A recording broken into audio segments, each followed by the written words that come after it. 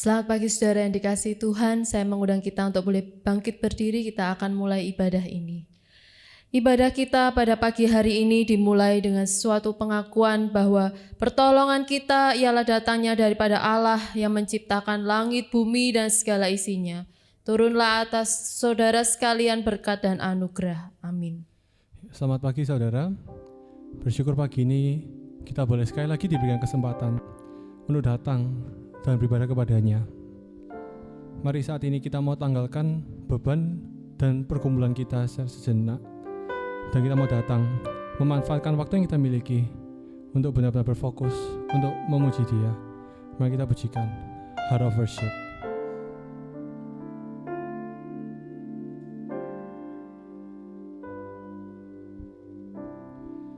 When the music fades, all is stripped away, and I simply come, longing just to bring something that's apart that will bless your heart. I'll bring you more than a song, for the song in itself is not what you have required. You search much deeper within, through the way things appear.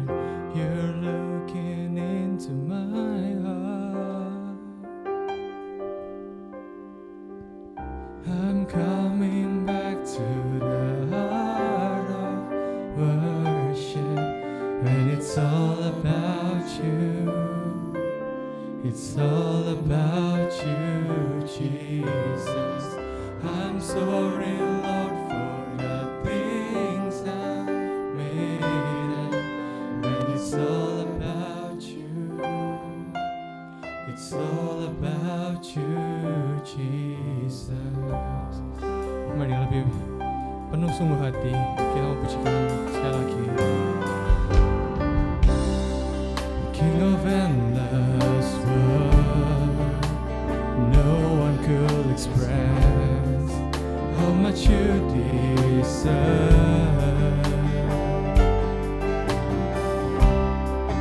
Though I'm weak and poor, and all I have is yours, every single breath. I'll bring you more than a song, for the song in itself is not what you have required. You search much deeper within, through the way things appear. You're looking into my heart. I'm coming back to the heart of worship, when it's all about you. It's all about you, Jesus. I'm sorry, Lord, for the things I've made, and when it's all about you, it's all about you, Jesus. I'm coming back to the heart of worship, when it's all about you. It's all about you, Jesus. I'm sorry, Lord, for the things I've made, and when it's all about you, it's all about you, Jesus. I'll bring you more than a song, for the song in itself is not what you have required. You search much deeper within, through the way things appear. You're looking into my heart. Oh, I'm coming back to the heart of worship, when it's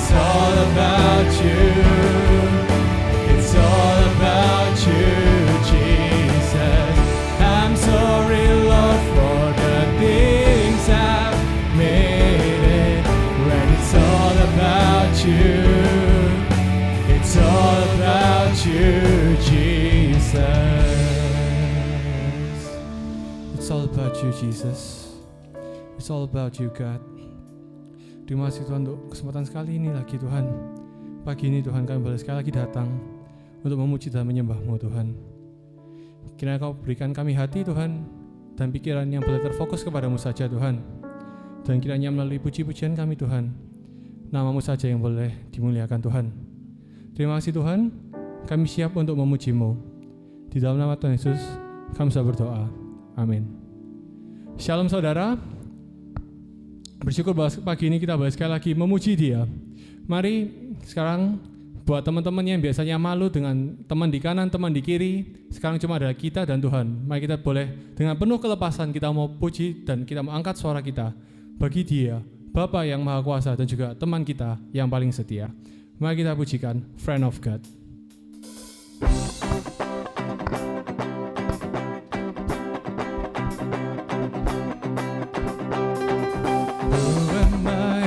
You are mindful of me, that you hear me when I call. Is it true that you are thinking of me, how you love me? It's amazing. You are mindful of me, that you hear me when I call. Is it true that you are thinking of me, how you love me? It's amazing.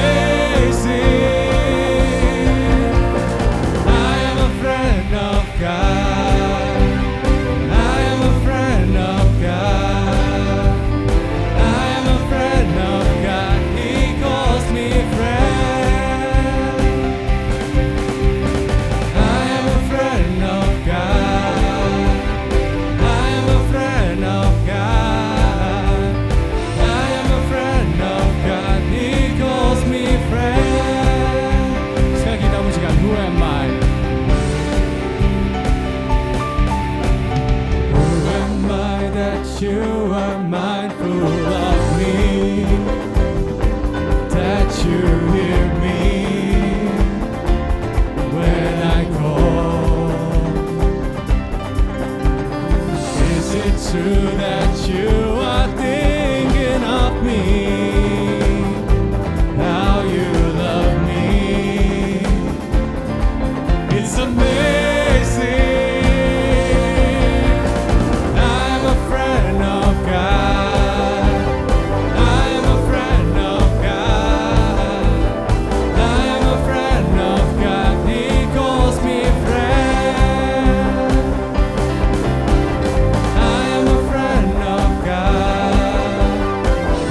a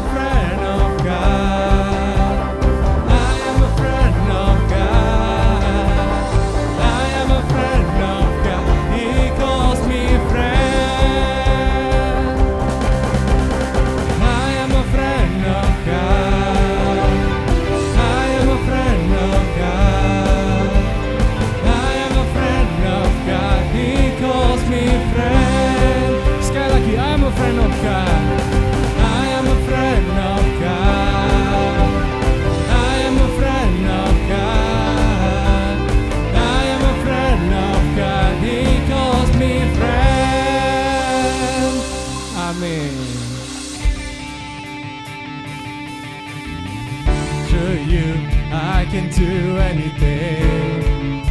I can do all things, 'cause it's you gives me strength. Nothing is impossible to you. Blind eyes are open, strongholds are broken. I am living by faith. Nothing is impossible. Karena ketika Tuhan bersama dengan kita, maka tiada hal yang mustahil yang tidak dapat kita lakukan bersama dengan Dia. Mari dengan lebih bersukacita dan penuh semangat kita pujikan. Nothing is impossible. I'm not gonna live by what I see. I'm not gonna live by what I see. I'm not gonna live by what I feel. Deep down I know that you're here with me. I know that you can do anything. Through you I can do anything. I can do all things, 'cause it's you who gives me strength. Nothing is impossible through you. Blind eyes are open, strongholds are broken. I'm living by faith. Nothing is impossible.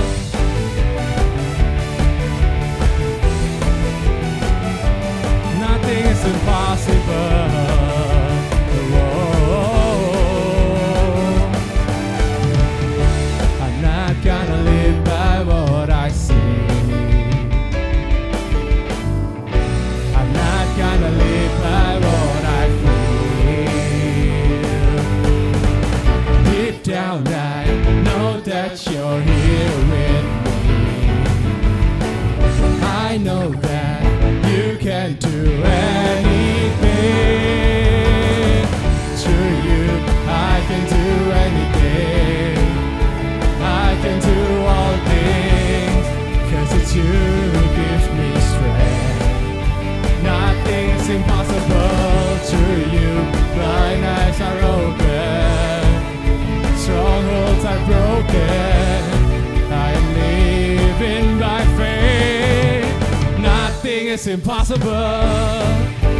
Matius 17 ayat 20 berkata, Tuhan berfirman bahwa iman sebiji sawi pun cukup untuk memindahkan gunung, dan tiada yang mustahil ketika kita memiliki iman itu.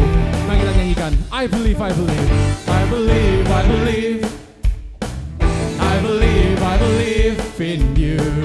I believe, I believe, I believe, I believe in you. I believe, I believe, I believe, I believe in you. I believe, I believe, I believe, I believe, I believe in you. Through you I can do anything. I can do all things, 'cause it's you who gives me strength. Nothing is impossible through you. Blind eyes are open, strongholds are broken. I am living by faith. Nothing is impossible. I believe, I believe, I believe, I believe in you. I believe, I believe, I believe, I believe in you. Amin. Dan kiranya kita tidak meninggikan nama Dia melalui puji-pujian kita saja, tapi kita juga mau meninggikan namanya melalui pengakuan iman kita, pengakuan iman rasuli. Pengakuan iman rasuli. Aku percaya kepada Allah, Bapa yang Maha Kuasa, Khalik langit dan bumi, dan kepada Yesus Kristus, Anaknya yang tunggal Tuhan kita, yang dikandung dari Roh Kudus, lahir dari anak darah Maria, yang menderita sengsara di bawah pemerintahan Pontius Pilatus, disalibkan, mati dan dikuburkan, turun ke dalam kerajaan maut. Pada hari yang ketiga, bangkit pula dari antara orang mati, naik ke surga, duduk di sebelah kanan Allah, Bapa yang Maha Kuasa, dan dari sana Ia akan datang untuk menghakimi orang hidup dan yang mati. Aku percaya kepada Roh Kudus, gereja yang kudus dan am, persekutuan orang kudus, pengampunan dosa, kebangkitan tubuh, dan hidup yang kekal. Amin. Jemaat silakan duduk kembali. Saudara, Tentu mudah bagi kita untuk memiliki iman dan pengharapan yang kokoh ketika keadaan sedang menyenangkan, ketika banyak berkat datang kepada kita. Tetapi apa yang terjadi ketika tiada hal baik lagi yang terjadi dalam hidup kita? Ketika semuanya itu diambil daripada kita, mampukah kita untuk berpegang teguh pada iman dan pengharapan kita pada Tuhan? Mari kita siapkan hati kita pujikan lagu ini sebagai bentuk komitmen bagi Tuhan. Kita pujikan Even If.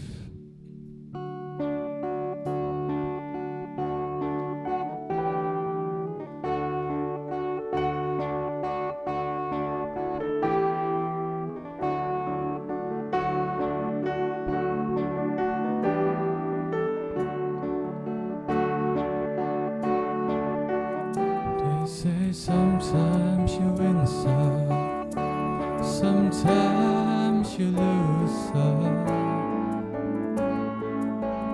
but right now I'm losing back. Stood on this stage night after night, reminding the broken it'll be alright, but right now I just can't. It's easy to sing, but there's nothing to bring me down. But what will I say when I'm held to the flame like I am right now? I know you're able and I know you can save through the fire with your mighty hand. But even if you don't, my hope is you alone.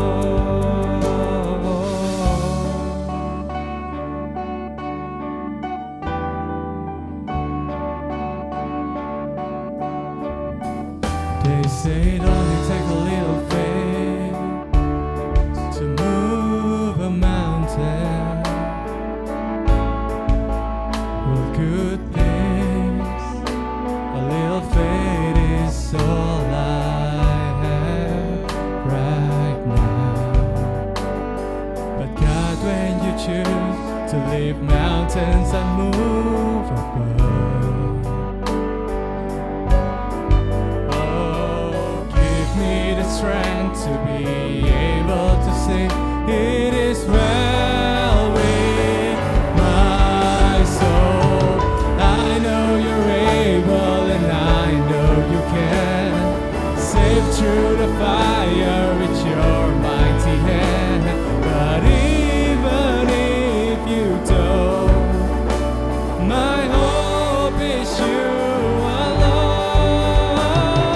I know the sorrow and I know the hurt will all go away if you just say the word. But even if you don't, my hope is you alone. I know you're able and I know you can save through the fire with your mighty hand. But even if you don't, my hope is you alone. I know the sorrow and I know the hurt will all go away if you just say the word. But even if you don't, my hope is you alone.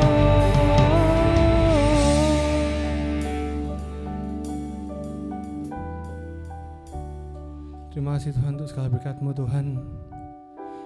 Kiranya Kau boleh selalu Tuhan ajarkan kami Tuhan, dalam kondisi apapun Tuhan, Kau yang boleh selalu berkata Tuhan, even if you don't, my hope is you alone. Dan Tuhan, sekarang kami ingin bersatu hati Tuhan. Pertama kami ingin berdoa Tuhan untuk jemaat-jemaat-Mu Tuhan di seluruh dunia Tuhan. Dengan adanya corona ini Tuhan, Meskipun kami semua harus ibadah melalui ibadah online, meskipun kami terbatas Tuhan oleh ruang Tuhan, tapi Engkau sendiri Tuhan yang boleh jamah hati kami Tuhan, supaya kami boleh tetap Tuhan memuji dan menyembah dengan penuh sungguh hati Tuhan. Dan kiranya kami boleh selalu merasakan hadirat-Mu Tuhan, dimanapun kami beribadah Tuhan. Dan juga Tuhan Kau berkati Tuhan untuk pemerintahan kami Tuhan, untuk segala aparat dan semua orang yang mengurus Tuhan.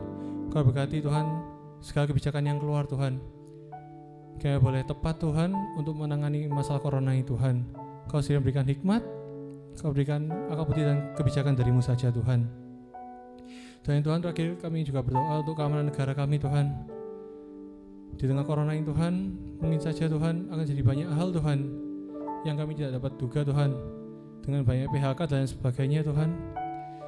Kami berharap Tuhan, kami berdoa kiranya Kau sendiri Tuhan yang boleh jaga Tuhan keamanan dari negara kami Tuhan, supaya boleh tetap kondusif dan aman Tuhan. Terima kasih Tuhan atas segala berkat-Mu Tuhan.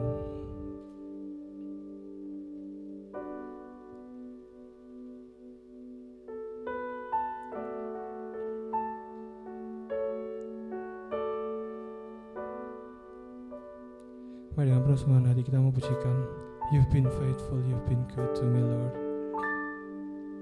You've been faithful, you've been good all of my days.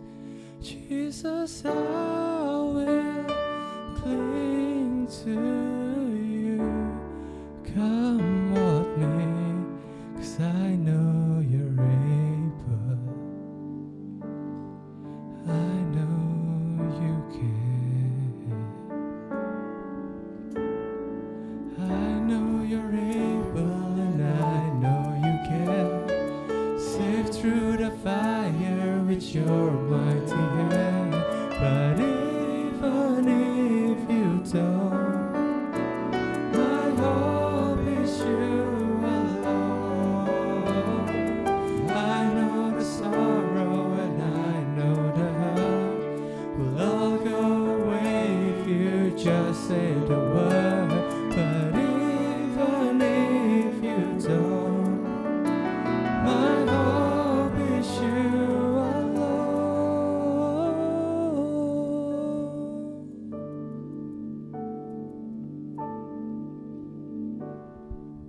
Saudara, tiba waktunya bagi kita untuk boleh merenungkan firman Tuhan pada pagi hari ini. Saya mengajak kita untuk boleh sekali lagi berdoa kepada Tuhan, memohon pertolongan daripada Tuhan. Mari kita berdoa. Bapa di dalam surga, Allah yang kami sembah dan Bapa yang kami kenal di dalam nama Tuhan kami Yesus Kristus. Pagi hari ini kami sangat bersyukur akan anugerah Tuhan. Kami menikmati kasih dan penyertaan Tuhan yang begitu luar biasa di dalam kehidupan kami. Pagi hari ini kami bersama dengan umat-Mu merendahkan diri, ingin mendengar sapaan firman-Mu. Tuhan, berbicaralah kepada kami, karena kami haus akan pimpinan Tuhan. Kami haus dan merindukan akan suara gembala kami, Tuhan kami Yesus Kristus. Oleh sebab itu kami membutuhkan pertolongan Roh Kudus di dalam penguraian akan firman-Mu pagi hari ini ya Tuhan. Terima kasih kami serahkan perenungan ini hanya di dalam nama Tuhan kami Yesus Kristus. Amin. Saudara yang dikasihi Tuhan, Shalom, apa kabar saudara di rumah? Pagi hari ini saya ingin mengawali khotbah ini dengan menanyakan sebuah pertanyaan kepada saudara. Saudara, siapakah model yang kita ikuti, yang menjadi contoh di dalam kehidupan rohaninya, yang menjadi contoh sosok yang takut akan Tuhan dan giat di dalam memberitakan Injil? Saudara boleh coba memikirkan sejenak, siapa kira-kira model yang saudara contoh di dalam kerohaniannya? Saudara yang dikasihi Tuhan, mengapa saya perlu menanyakan pertanyaan ini? Karena bagi kita kaum muda, kita membutuhkan sosok atau model yang dapat kita ikuti sebagai contoh. Tidak heran jika pada waktu sekarang ini kita melihat di media sosial, banyak sekali anak-anak muda yang mengikuti contoh-contoh hidup dari artis tertentu, pemusik tertentu, penyanyi tertentu, dan lain sebagainya. Nah saudara, ini meyakinkan kita bahwa anak-anak muda hari ini, saudara dan saya membutuhkan figur atau model yang dapat kita ikuti. Nah saudara yang dikasihi Tuhan, saya sangat sadar bahwa tidak ada yang sempurna untuk menjadi model yang baik bagi kita. Apalagi sosok yang bisa kita ikuti di dalam mengenal Tuhan atau kerinduannya akan Tuhan. Tetapi pada pagi hari ini saya mengajak kita untuk kita mau belajar dari kacamata firman Tuhan. Bagaimana kita menjadi seorang model atau figur yang takut akan Tuhan untuk memenangkan generasi ini bagi Tuhan. Saudara, saya ingin membagikan kepada saudara dari firman yang diambil dari Wahyu, pasal yang ke-10 ayat yang ke-9 sampai ayat yang ke-11. Saya akan membacakan untuk saudara. Dengarlah firman Tuhan. Lalu aku pergi kepada malaikat itu dan meminta kepadanya supaya ia memberikan gulungan kitab itu kepadaku. Katanya kepadaku, ambillah dan makanlah dia. Ia akan membuat perutmu terasa pahit, tetapi di dalam mulutmu ia akan terasa manis seperti madu. Lalu aku mengambil kitab itu dari tangan malaikat itu dan memakannya. Di dalam mulutku ia terasa manis seperti madu, tetapi sesudah aku memakannya perutku menjadi pahit rasanya. Maka ia berkata kepadaku, engkau harus bernubuat lagi kepada banyak bangsa dan kaum dan bahasa dan raja. Nah saudara-saudara, sedemikian jauh pembacaan firman Tuhan. Pertanyaannya bagi kita, bagaimana kita mengusahakan diri kita untuk menjadi model yang takut akan Tuhan untuk memenangkan generasi ini. Nah saudara, ada dua hal yang ingin kita pelajari dari bagian ini. Yang pertama saudara, untuk menjadi seorang model yang bisa dicontoh dalam hal kerohanian kita. Yang pertama, hidup kita harus dikuasai dan dikendalikan oleh firman Tuhan. Nah saudara yang dikasihi Tuhan, firman Tuhan itu seperti pedang bermata dua, yang memiliki dua sisi. Yang sisi yang satu itu memotong untuk menyelamatkan hidup seseorang, dan sisi yang lain itu memotong untuk menghukum orang-orang yang berdosa yang tidak mengenal Tuhan. Firman Allah itu berisi berita anugerah, dan di satu sisi adalah berita penghukuman. Nah saudara, inilah gambaran yang dilihat oleh Yohanes pada waktu itu. Yohanes melihat suatu penglihatan yang ditunjukkan oleh malaikat. Malaikat itu memberikan sebuah gulungan kitab kepada Yohanes dan memintanya untuk memakannya. Dan ketika Yohanes memakannya, ia merasakan sesuatu yang begitu manis seperti madu. Dan ketika itu sampai ke perutnya, itu yang merasakan begitu pahit rasanya. Nah saudara, apa maksud penglihatan yang dilihat oleh Yohanes ini pada waktu itu? Nah saudara, gulungan kitab itu menggambarkan firman Allah. Rasa manis itu adalah gambaran berita anugerah, dan rasa pahit itu adalah gambaran berita penghukuman. Mari kita coba bahas satu persatu.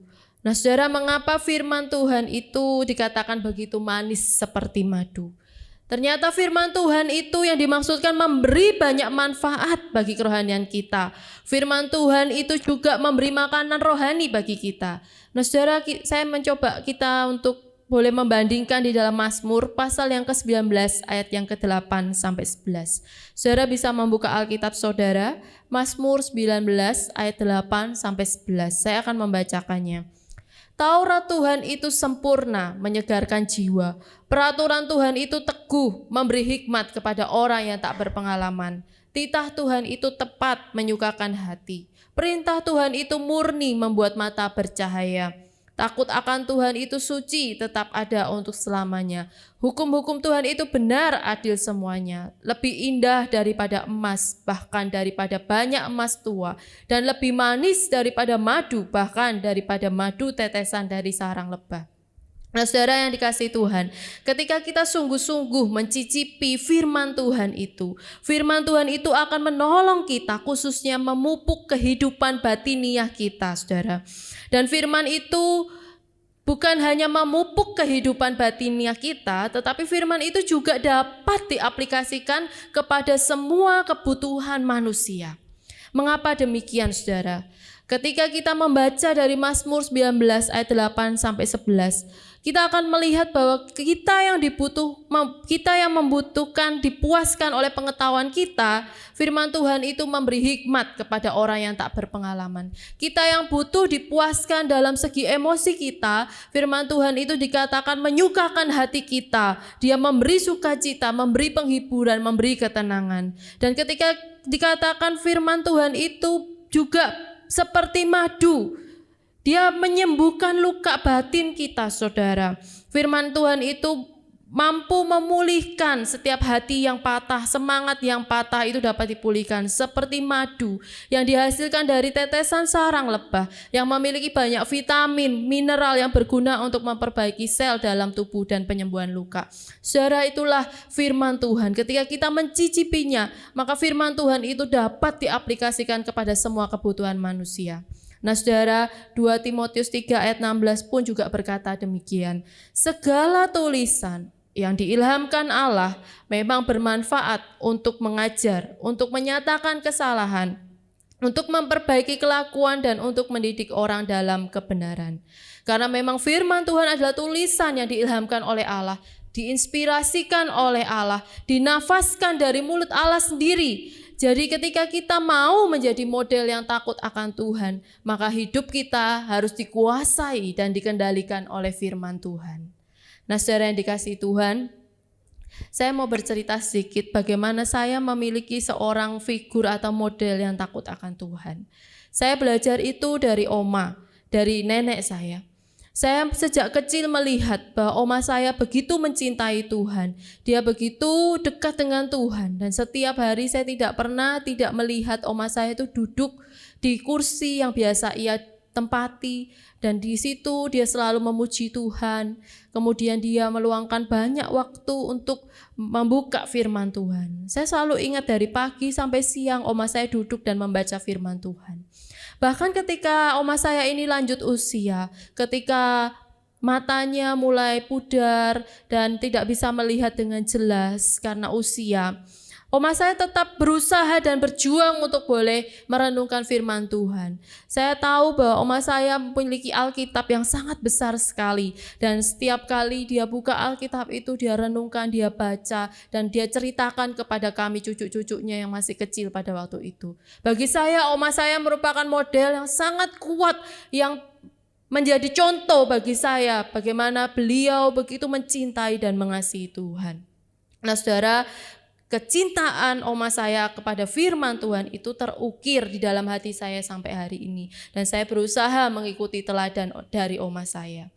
Nah saudara-saudara, mengapa saudara kita harus memiliki kecintaan akan Tuhan? Mengapa hidup kita harus dikendalikan dan dikuasai oleh firman Tuhan? Nah saudara tahu bahwa ketika seseorang itu hidupnya dikuasai dan dikendalikan oleh firman Tuhan, maka hidupnya akan masuk menuju kepada satu proses yang lebih lagi, yaitu yang namanya keintiman dengan Tuhan. Nah saudara, hidup yang dikendalikan dan dikuasai oleh firman Tuhan merupakan jalan masuk kepada keintiman dengan Tuhan. Nah saudara, mengapa kita harus hidup dikuasai oleh firman Tuhan? Karena ketika kita ingin intim dengan Tuhan, ketika kita ingin dekat dengan Tuhan, maka kita akan mengerti bahwa itu adalah satu proses di mana hidup kita terbuka di hadapan Tuhan. Kita menjadi pribadi yang transparan di hadapan Tuhan, tidak ada yang tersembunyi di hadapan Tuhan. Kita tidak memakai topeng-topeng kita tidak munafik di hadapan Tuhan, tetapi kita benar-benar menjadi diri kita yang real apa adanya di hadapan Tuhan. Nah saudara yang dikasihi Tuhan, keintiman dengan Tuhan mengantarkan kita menjadi pribadi yang real di hadapan Tuhan. Dan ketika kita menjadi pribadi yang real di hadapan Tuhan, maka akan mengarahkan diri kita untuk menjadi pribadi yang real di hadapan sesama kita. Nah saudara yang dikasihi Tuhan, ini satu kebenaran yang sangat penting. Karena ketika kita menjadi pribadi yang real di hadapan sesama kita, maka orang-orang yang belum percaya di sekitar kita akan melihat dengan jelas siapa Allah yang kita sembah di dalam hidup kita. Jika kita menyembah Allah yang benar, Allah yang hidup, maka itu akan nampak di dalam kehidupan kita dan orang-orang, teman-teman di sekitar kita akan bisa melihat Allah yang kita sembah. Nah saudara yang dikasihi Tuhan, oleh sebab itu tunjukkanlah bahwa engkau hidup benar di hadapan Allah, sehingga orang-orang yang belum percaya boleh mengenal Allah yang engkau sembah. Nah saudara yang dikasihi Tuhan, mari kita melanjutkan perenungan kita. Saudara, saya tertarik dengan seorang food blogger hari ini. Kalau saudara mengikuti Instagram atau media sosial, maka kita akan begitu melihat banyak foto-foto dan konten makanan yang disajikan. Nah saudara, saya sangat tertarik melihatnya. Saya sangat terpikat oleh informasi-informasi yang diberikan oleh food blogger hari ini. Nah saudara, saya mengutip seorang food blogger pernah berkata demikian. Untuk menjadi seorang food blogger yang baik, seseorang harus menulis sesuai dengan apa yang ia cicipi. Karena dengan kejujuran, reputasi seorang food blogger tetap terjaga. Nah saudara, saya tertarik dengan kata mencicipi.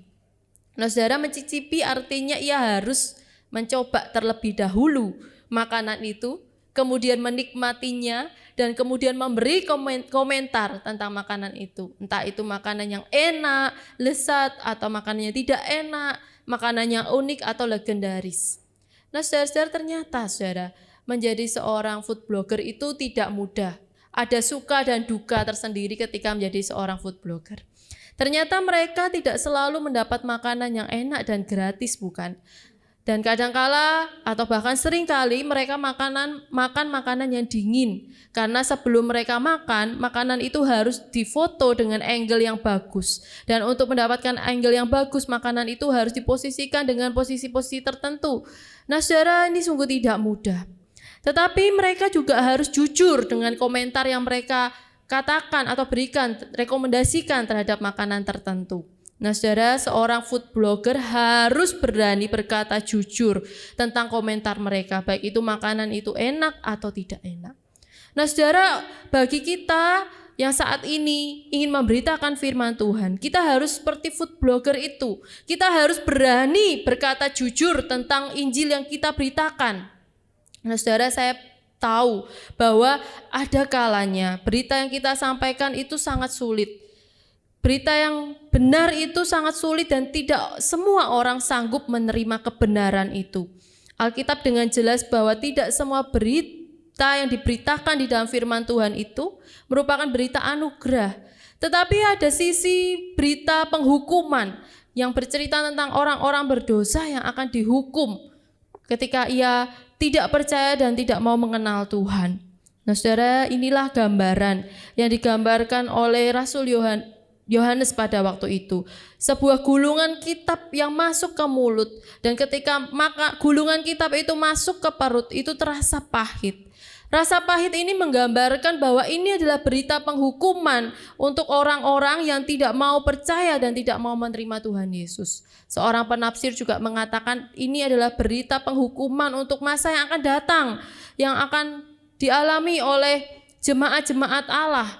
Adapun kesusahan atau kesengsaraan besar itu adalah perang, perselisihan internasional, gempa bumi, kelaparan, wabah sampar, sakit penyakit, penganiayaan, gerhana bintang berjatuhan, dan lain sebagainya. Nah saudara, ini adalah gambaran kesengsaraan dan kesusahan yang digambarkan rasa pahit itu. Nah saudara, namun demikian bahwa nubuat ini yang disampaikan oleh Yohanes kepada bangsa-bangsa, kepada suku-suku bangsa dan kepada bahasa apapun, kepada raja dimanapun, nubuat ini pasti akan segera terjadi. Karena murka Allah itu pasti akan segera terjadi. Celakalah orang-orang yang tidak mau bertobat dan percaya. Nah saudara, saya ingin mengajak saudara membuka di dalam Yeremia 30 ayat 24. Yeremia 30 ayat 24 berkata hal yang sama. Murka Tuhan yang menyala-nyala itu tidak akan surut sampai ia telah melaksanakan dan mewujudkan apa yang dirancangkannya. Dan di situ dikatakan pada hari-hari yang terakhir kamu akan mengerti hal itu. Nah saudara, jika kita memahami bagian ini, kita akan mengerti ketika saudara bertanya kepada saya, apa urgensinya? Apa pentingnya saya memberitakan Injil? Nah saudara, maka jawabannya adalah hukuman Allah itu nyata dan murka Allah itu sangat nyata dan tidak ada penundaan dan pasti akan segera terjadi atas orang-orang yang tidak mau bertobat dan tidak mau percaya dengan sungguh-sungguh kepada Tuhan. Nah saudara, Yohanes 3 ayat 18 pun juga menuliskan yang sama. Saudara coba melihat bagian ini. Dikatakan bahwa barang siapa percaya kepadanya, ia tidak akan dihukum. Barang siapa tidak percaya, ia telah berada di bawah hukuman. Sebab ia tidak percaya dalam nama Anak Tunggal Allah. Nah saudara, kata berada di dalam Yohanes 3 ayat 18 ini menggambarkan dua ilustrasi. Itu seperti gambaran orang yang sedang sakit dan mengalami keadaan yang sekarat, hampir mati, tidak bisa tertolong. Dan di sisi lain adalah gambaran seorang penjahat yang layak mendapat hukuman mati dan tidak ada pengampunan atas orang yang telah berbuat kejahatan seperti itu. Dua gambaran ini ingin menggambarkan saudara-saudara bahwa orang-orang yang tidak mau percaya kepada Tuhan akan mendapat hukuman mati. Di dalam Roma 6 ayat 23, hukuman mati ini dicatat sebagai upah dari dosa. Nah saudara dapat membayangkan bahwa Rasul Paulus juga menekankan bukan hanya di dalam surat Roma tetapi juga di dalam surat Filipi pasal yang ketiga ayat 18 sampai 19. Rasul Paulus berkata bahwa banyak orang yang hidup sebagai seteru salib. Mereka adalah musuh dari Allah dan kesudahan mereka adalah kebinasaan. Nah saudara-saudara, ketika memikirkan bagian ini, saya merenungkan sejenak untuk memahami kebenaran ini.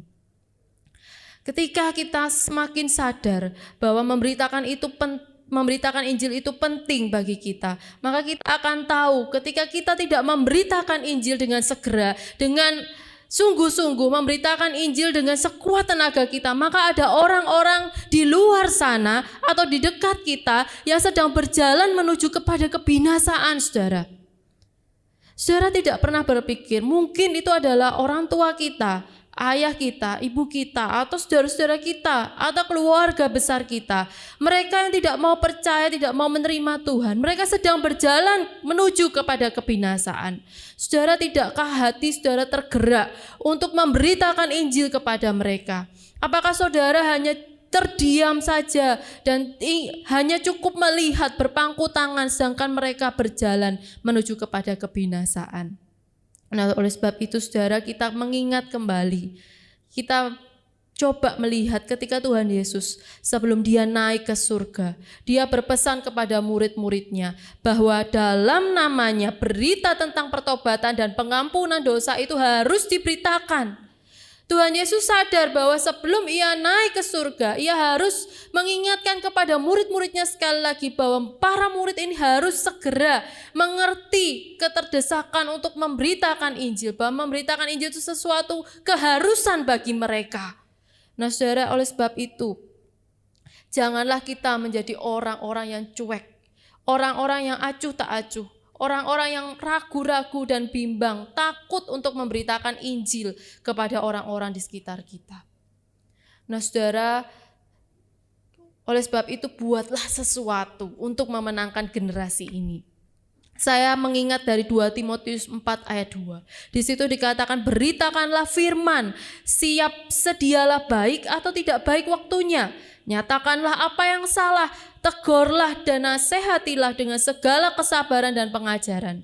Di sini merangkum semua hal yang diperintahkan, yaitu beritakanlah, siap sedialah, nyatakanlah, tegurlah dan nasihatilah. Nah saudara, Paulus memberi nasihat kepada Timotius yang masih muda, agar Timotius sadar segera memberitakan Injil, baik itu waktu yang tepat maupun waktu yang tidak tepat. Terus beritakan Injil, terus nyatakan kebenaran demi kebenaran, terus ungkapkan orang-orang yang menyimpang, yang sudah keluar dari jalan yang benar, harus dikembalikan menuju kepada jalan yang benar. Sebab apa? Paulus sadar bahwa setiap orang pada saatnya nanti harus bertanggung jawab di hadapan Tuhan. Kita semua akan menghadap pengadilan Tuhan dan kita harus bertanggung jawab dengan apa yang kita lakukan saat ini. Nah saudara yang dikasihi Tuhan, bagi kita hari ini kita juga harus sadar bahwa Tuhan juga menuntut hal yang sama dengan kita. Tuhan juga meminta hal yang sama dengan kita. Setiap jiwa yang menuju kebinasaan, setiap jiwa yang tidak tahu kemana mereka harus pergi, setiap jiwa yang belum mengenal kasih Tuhan Yesus, setiap jiwa itu yang akan dituntut daripada kita. Sudahkah kita memberitakan Injil kepada mereka? Saudara, begitu firman Tuhan ini boleh berbicara kepada kita pribadi lepas pribadi. Saya ingin meringkas firman Tuhan ini dengan sebuah pesan pada hari ini untuk sama-sama kita boleh belajar dan pahami. Pesan itu melalui firman Tuhan ini saya merenungkan demikian. Mulailah untuk merenungkan firman Tuhan. Bertumbuhlah di dalam firman Tuhan itu dan berfokuslah untuk memberitakan Injil. Saudara, tidak ada waktu yang lama, waktunya sangat singkat. Oleh sebab itu sebagai orang-orang pilihan Tuhan, saya mengajak kita untuk terus mencintai firman Tuhan itu, bertumbuh di dalam setiap perenungannya dan berfokus memberitakan firman Tuhan.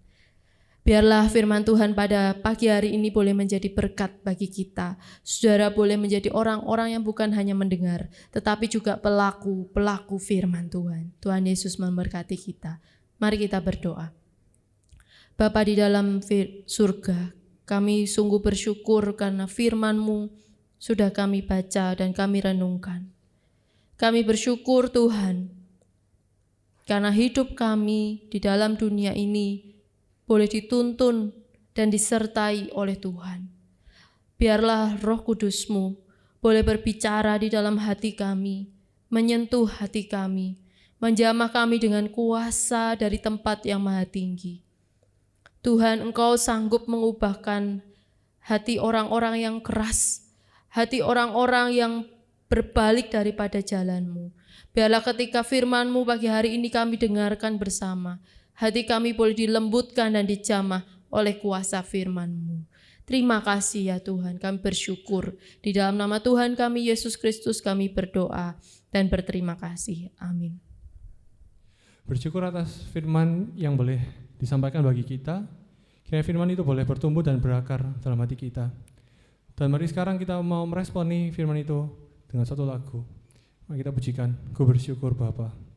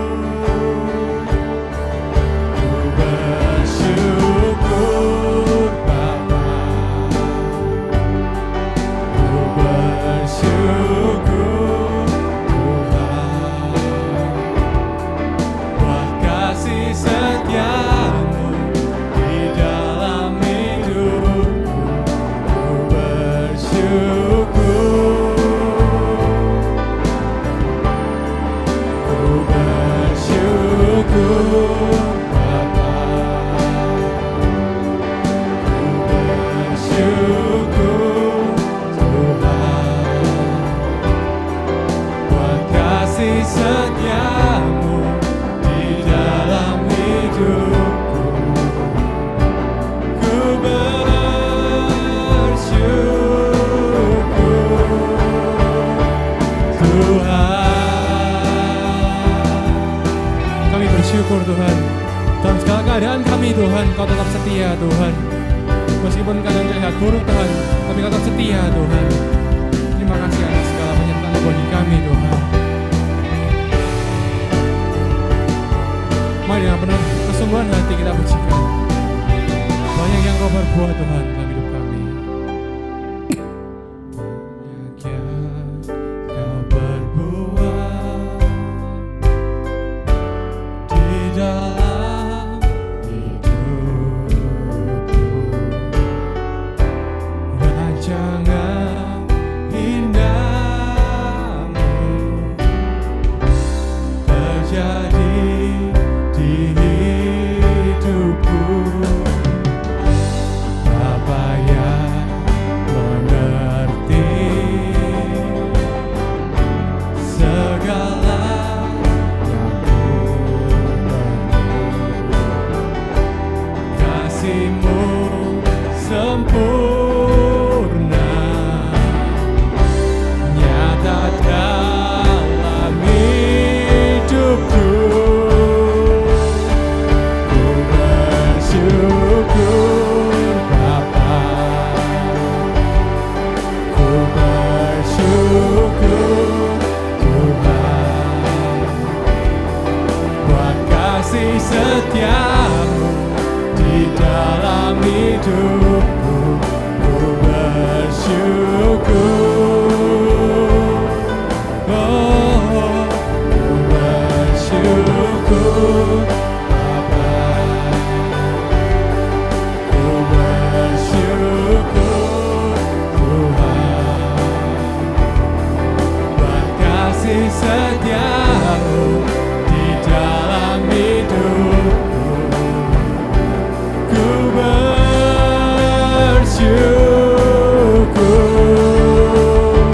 Tuhan.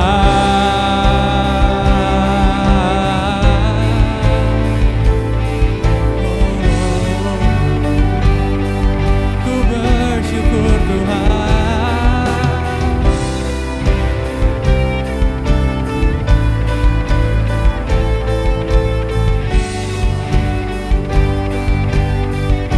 Tak ada lembah kelam, tak ada lembah kelam yang tak ku lewati tanpa hadir-Mu. Hatiku takkan gentar, sebab ku tahu tangan-Mu yang menopangku.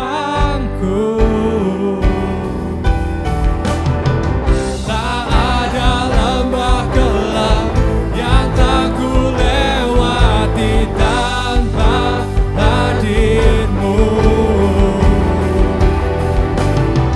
Hatiku takkan gentar, sebab ku tahu tangan-Mu yang menopangku.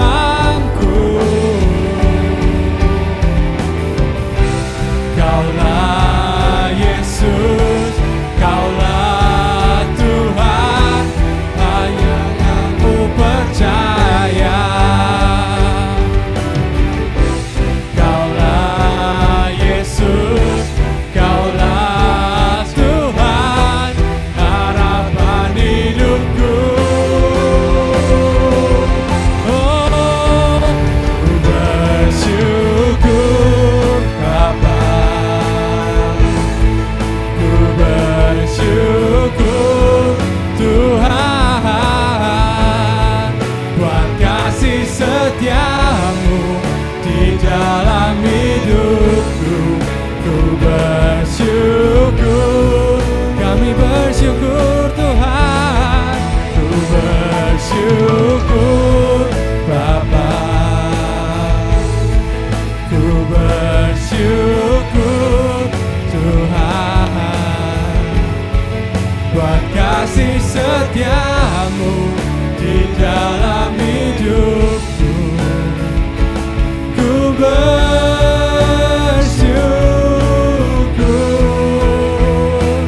Tuhan. Sekali lagi kita pujikan. Ku bersyukur Bapa, ku bersyukur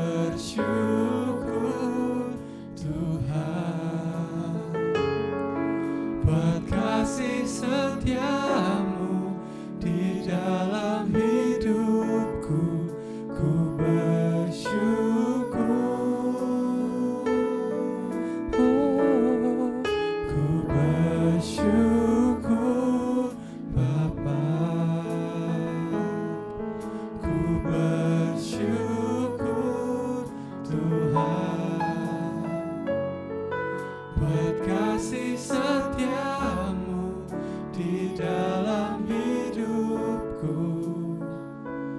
Ku bersyukur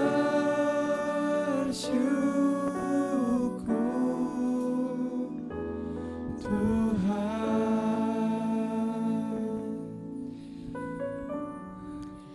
Saudara yang dikasihi Tuhan, saya mengajak kita untuk boleh bangkit berdiri. Kita akan menerima berkat daripada Tuhan. Saudara yang dikasihi Tuhan, jemaat yang dikasihi Tuhan, terimalah berkat daripada Tuhan. Kiranya Allah Bapa dengan kasih-Nya boleh menyinari kita sekalian. Tuhan Yesus Kristus dengan cinta kasih-Nya begitu besar boleh meneguhkan hati kita untuk senantiasa mengikuti Dia. Dan oleh karena pertolongan Allah Roh Kudus, kita boleh senantiasa dimampukan untuk boleh setia mengiring Tuhan dari sekarang dan sampai selama-lamanya. Amin. Tuhan Yesus memberkati.